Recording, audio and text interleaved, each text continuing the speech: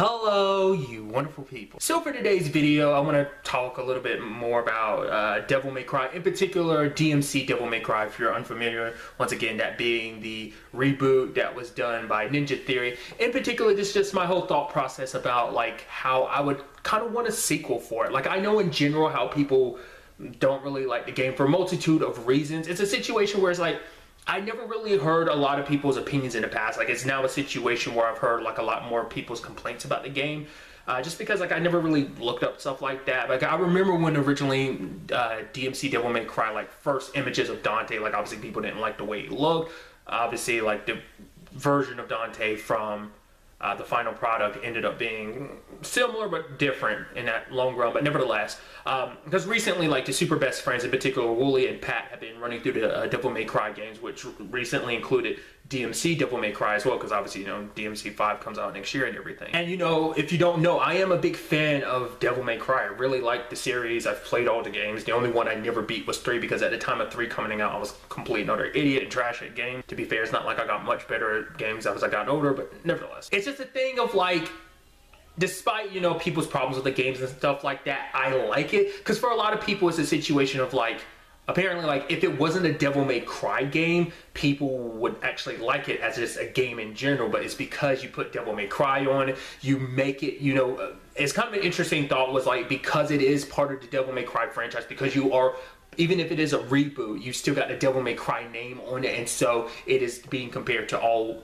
4 previous Devil May Cries in a sense. So it's, even with all the criticisms and stuff like that, I personally still like a lot of stuff about it. I know it's like super like, oh yeah, being super edgelord and stuff like that, like about the whole situation. Either way, I like what they did with the world. I like Dante and Virgil, and I know people have their issues with it, especially because it's like, you know, if you like them, how can, like, if you like the original series, how can you like this, Dante and Virgil? It's just, I guess in my head, I compartmentalize. I just look at it as like, oh, it's his own thing. But like, I can understand why people compare this Devil May Cry to like all the other 4 before it, because it's like, well, you can't help but have to, because even they, certain regards in the game make it so that they do get compared. Obviously, DmC Devil May Cry actually ends on a huge cliffhanger, like a setup for a sequel, which at this point in time, it's like, that probably will never happen. I mean, for one, I didn't know the game didn't sell that well.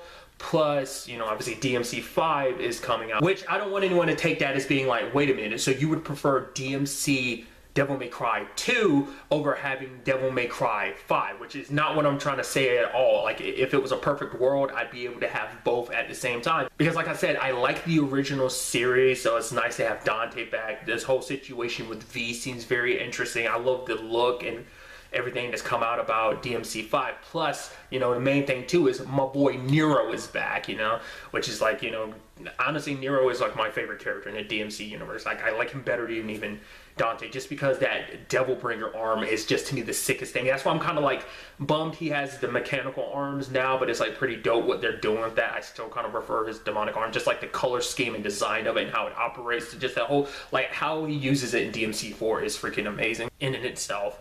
I kind of have like, I think characters with like powered arms like that are the coolest thing. I was going to go on a huge tangent about it in this video, but I was like, you know what, I'll save that for a different video. But I still would like to have seen what they would have done with a DmC Devil May Cry 2. Like, it's that situation where I think a lot of issues people might have had with the original game probably would have gotten fixed in a sequel. Like, I mean, I think they could have taken a lot of the criticisms and stuff here and there and kind of, I don't know, like for some people maybe it's like that world, like what else do you do with it? I don't know, like especially the way the game ends, it would have been interesting to see how they handled it. Also, something recently came up that in the entire time that game has been out, it came out like what, 2013, so it's like 5 years.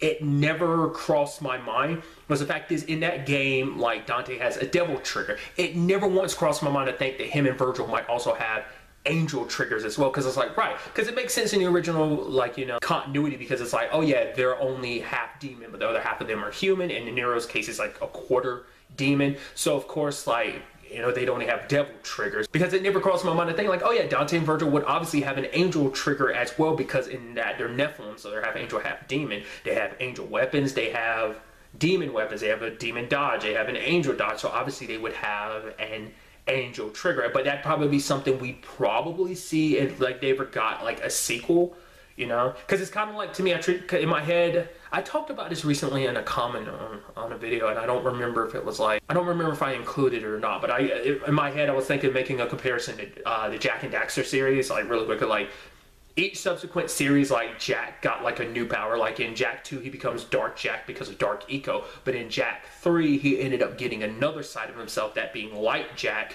because of Light Eco. So I was thinking maybe they do some kind of similar to that, where in the next game you focus maybe more on his angel side, because it seems like, I don't know, delve into that more, because you never really got to see angels in DMC Devil May Cry anyway. You only got to see like, well, you saw a few angels in like some like flashbacks, but like within the game itself it was mainly ladies dressed up like angels. So I think that would have been interesting to see how they really implemented that element, especially in a world where like demons are kind of running rampant, and kind of, you know, it's kind of spoilers, but it's like, yeah, demons are out in the real world now, no longer just separated by limbo anymore. I know at this point in time that is very unlikely to happen, and like maybe if, you know, this was maybe, I don't know, even if you said this like was a couple years ago, like a little bit after the game came out, I still would say it probably wasn't going to happen just because the game didn't sell well. I mean, that doesn't always determine a lot. In some occasions it does, some it doesn't, but I would be so interested to see and learn about what they would have done going forward with that continuity. And ultimately my question to you guys is, how do you feel about that? Would you have ever wanted a DMC Devil May Cry series? And be brutally honest, like, I know